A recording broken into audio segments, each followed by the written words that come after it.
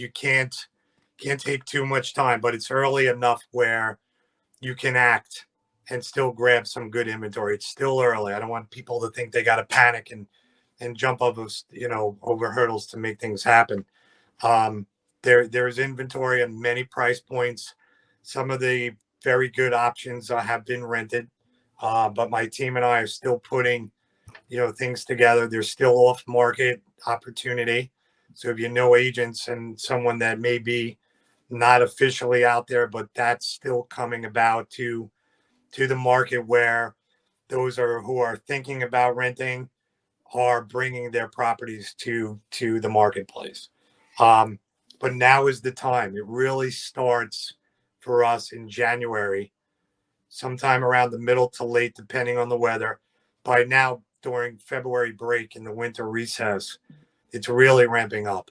So it's something that you need to move on, but a good amount. And you can go whether you're east or west of the canal. We have a good amount to connect you with.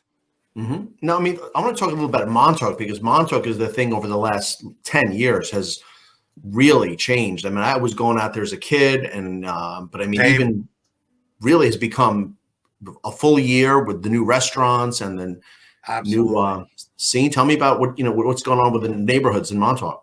Sure. So I can tell you, I have firsthand experience with Montauk too. I probably saw you maybe as a kid. Who knows? We read past each other. I remember Montauk from the 70s. So we're talking way back. I spent my summers there as a kid. My dad was actually building back in the day throughout Montauk, and I used to hate it because I would be taken from, my friends from up west. The middle, school ended and you're heading out to Montauk. Little did I realize how blessed I was to be out there in the 70s and 80s and spending my summers there amongst this amazing place. So I've seen the change, the before and after. No one back then, I thought my dad actually, honestly, was a little crazy. I was actually mad to have to make that, that schlep from all the way up west back then. Now I look back and go, wow, how lucky we were to be running around. I can remember, I don't want to show my age here, but Montauk Manor, when I was a kid, was abandoned. Wow. So we used to run around up there, up in that part of Montauk by the manor. And it was keep out, big fences. It was that place still scares me. And right now, it's so out of all these years. Yeah, it's amazing. So that place there, when I was a kid, had the keep out signs everywhere. And we used to, ride our bikes. We used to go up the hill. We used to climb over the fence. We used to walk around. And it was scary. It looked like a haunted house. Thankfully, it's been redeveloped and renewed, brought back to life. So I share that boring story with my kids. They say, yeah, Dad, I've heard it a million times. So we've seen the changes and the revitalization and the demand. I don't think anybody would have thought years ago it would be where it is today. The numbers are skyrocketed. It's unfortunately pushed a lot of people, that have been there for many, many, many years out of there. There's super positive things, but there are negative things. People have a hard time dealing with traffic and the overabundance of traffic flow of tourists and people that visit during a certain time of year like July 4th. And it's great to have everyone. I just don't think it's fully equipped to accommodate, the amount. So there are people that love it. I mean, of course not. For people who don't know, and you see things on TV, it's a single lane. So you're talking about a good bulk of the end of Long Island, one lane.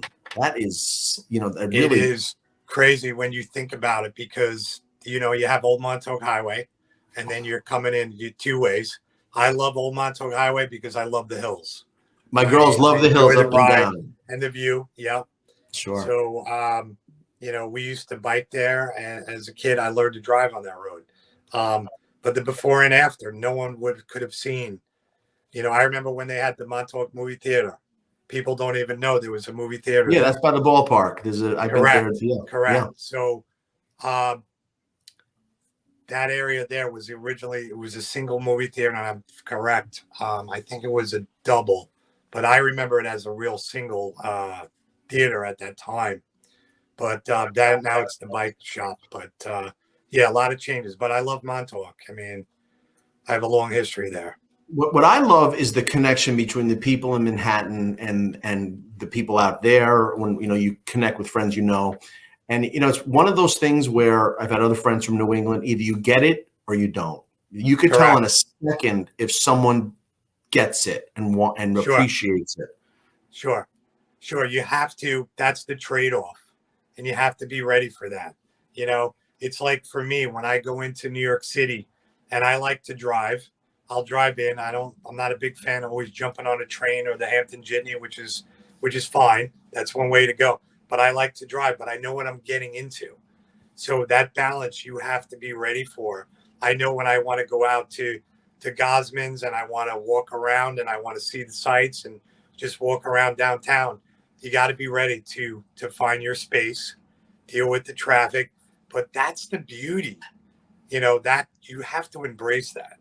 And be ready for that, because that's what comes with living, in that part of the world. Not for everyone. I do have a lot of clients that are leaving and moving west of the canal, because for them, the importance of that lifestyle shouldn't, for them, not for everyone. They don't want to be in the car. They want to be at the beach. So I have a lot of people transitioning from out east, still loving the Hamptons, but they want to be closer west. Right. So it's a lifestyle choice. And there is that, because the difference between going from Route 111, the exit, to West Hampton versus East Hampton is an hour or more. Yeah. It's terrible.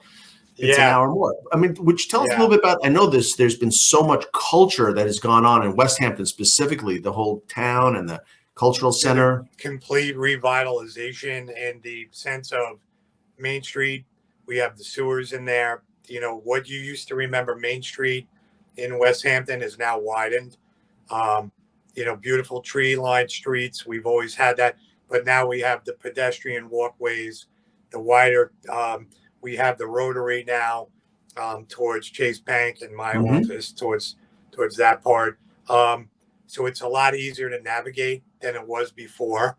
It's been a long time coming. They've added the sewers, which have helped, that part, the restaurants and that theater district there, brought to life that whole area. I think it's amazing. It's a great look. We still have great places to go. There's a good, downtown West Hampton, Main Street is all year round. The Beach Bakery is still there. It's open all year long. A lot of great places to go. But it has a facelift and much needed. Thankfully, it's here.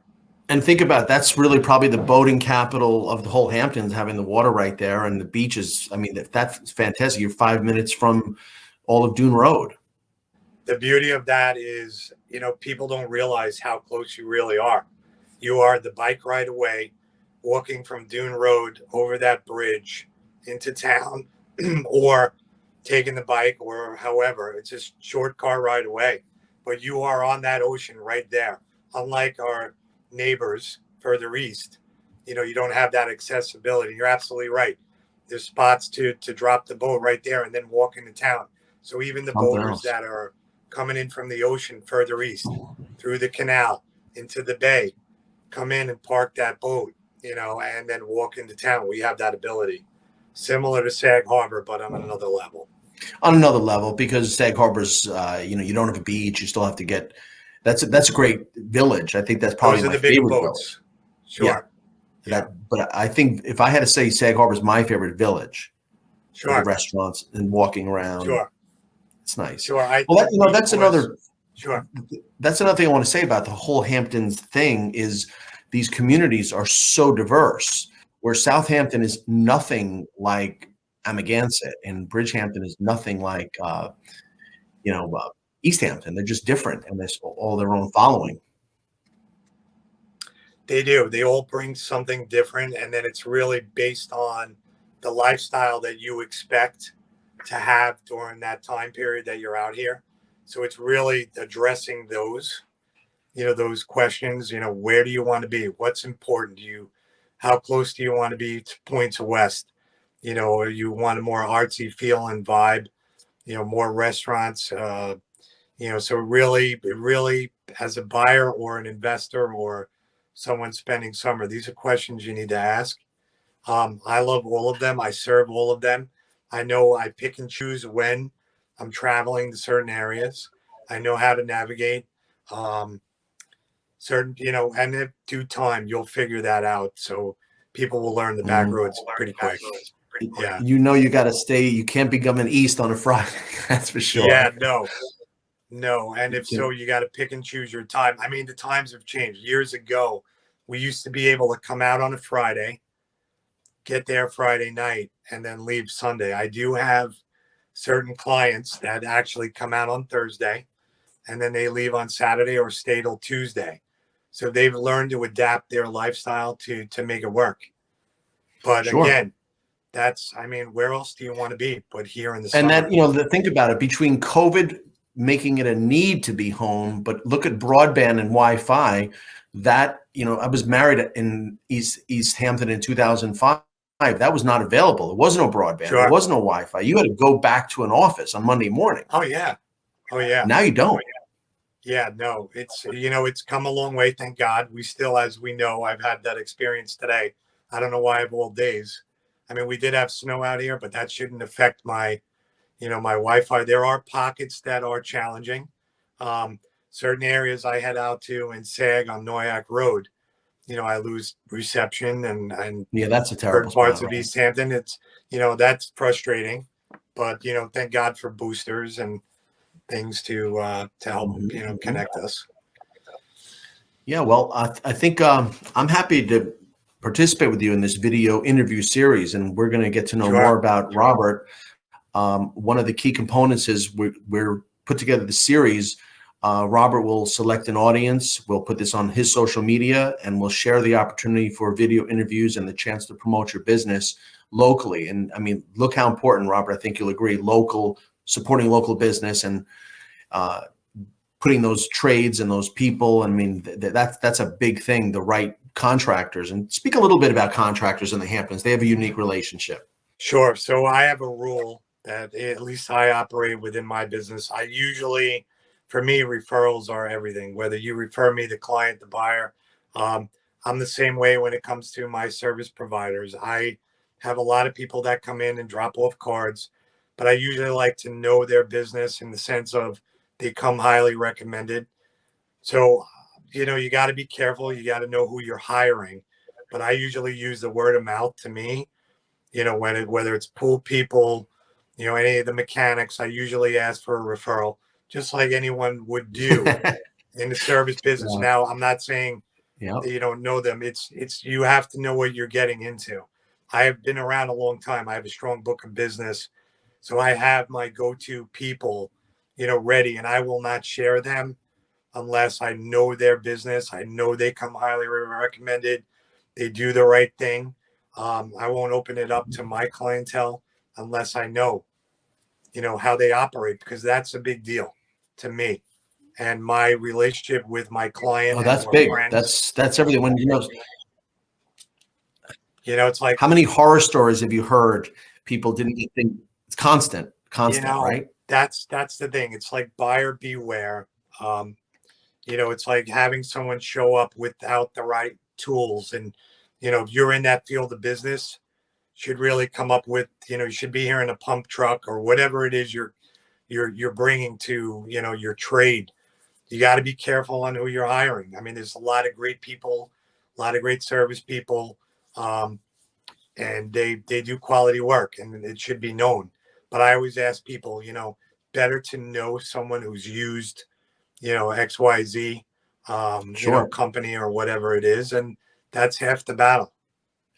I always would say, man, you're crazy for doing a bad job out there, because if you do a good job, you're just celebrated. I mean, you're gold by doing a good job. I You always really thought are. Word of mouth it's is crazy to everything, do a bad job.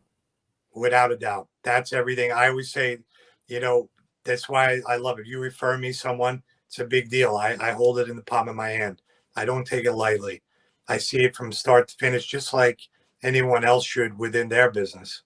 Unfortunately, it doesn't always work that way.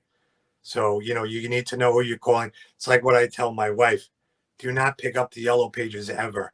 There's no reason to. No offense to the yellow pages. Point being, in our business, trust me, I have everyone that you need to know about. Or at least if we don't, we'll find that You person should. And that I'll tell you, I is get highly disappointed. recommended, I without a get doubt. disappointed when I see on Facebook agents asking for, oh, you have a painter. You don't have a Yeah, painter? You I don't have an know. external? I mean, how? Oh my God.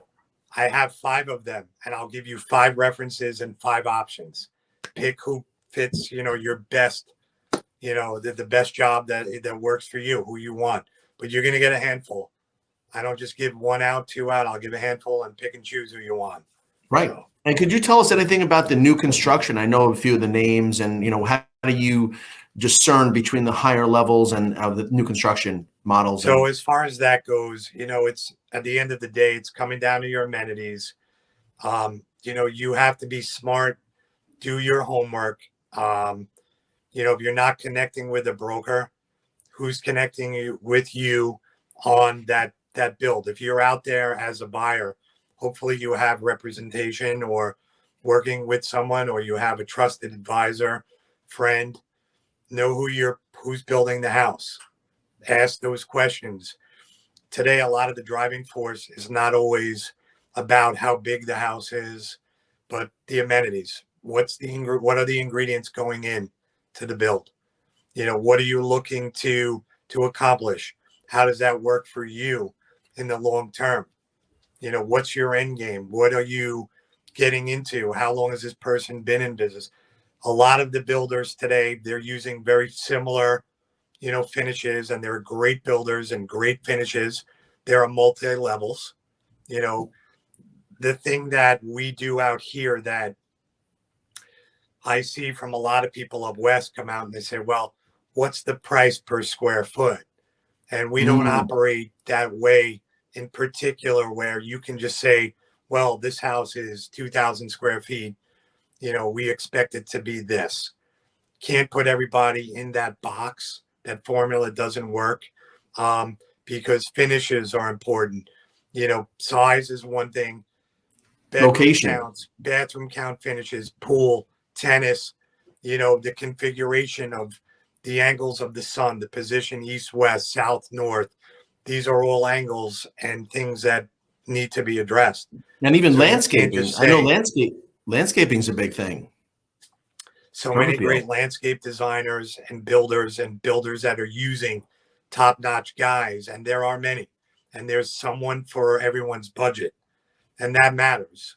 Again, you're not just, you can buy the house, you can buy the land, you can tailor your build, you can have your budget.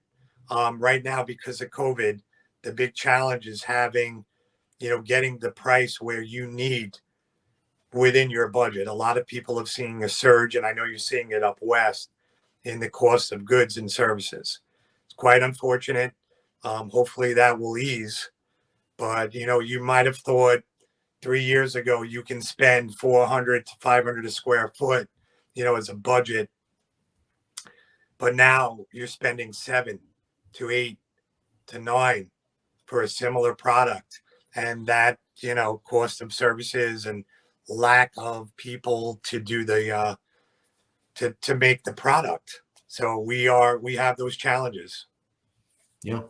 It is going to be a shift. I know it's been so much equity. I was a part of the 2008, 2012 when it was the bust and then the boom. And I never thought people were going to regain what they lost, but they really did by 2014. It was back just about where it was. Sure, That surprised me. absolutely, it has. Hopefully that I'd much rather have the normal market, or something that we can get some sense of normalcy. I certainly don't want to see people falling ill and being sick, and us have to walk around and have these masks and all that. Normal market, to be able to read, to be able to comp, to be able to service with an idea we know how to navigate. Fortunately, we still don't have that clarity, although we have, thank God, the calmness of, you know, the end of the road, hopefully sometime soon with the this pandemic. But prices have helped many people on sales and transactions. where we've seen some record sales out here. So some are complaining, some aren't. But again, I'd rather have the normal market any day of the year. Sure. It's that's more stable than this. Well, I thank you, Robert. We're going to be doing this all year, you and me. We're going to Sounds great. Magnify your exposure. We're going to give you and I a nice conversation. We'll also invite some of your chosen people who you think represent the community, whether it's people in the culture, museum, or a builder, or a specific vendor, or someone that you might be in education. Whatever's great. I want to hear more. Sure. Maybe bring someone in from the Nature Conservancy. Anything to positively affect our community and our audience. Without a doubt, I have a lot of great people I'd love to bring out to light and have on with you guys to discuss. There's so much going on here. I'd love to be part of it and see what we can do to help educate everyone on what really goes on here, because it's a lot of amazing, beautiful things and talented people that I don't think get enough credit. No, we can, and we need a powerful influencer like yourself. And maybe you could even get me a table at 75 Main at some point. I can pretty much guarantee you can have the table that you need. I'm looking forward to that. Okay, anytime. Robert. Have a great weekend. I'll bug you soon. You too. My pleasure. Have a good day. Thank you, guys. Bye-bye. Bye-bye.